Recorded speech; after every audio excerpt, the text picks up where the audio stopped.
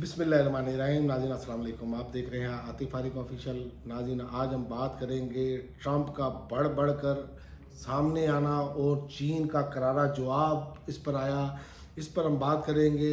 हम दुनिया में इस्तेकाम के लिए पुरअज़्म हैं। हम मशरिक़ वस्ता की सूरत हाल पर नज़र रखे हुए हैं। चाइना ने कहा कि हमारे बहरी जहाज़ आपने हरमुज़ के पानियों में आ जा रहे हैं।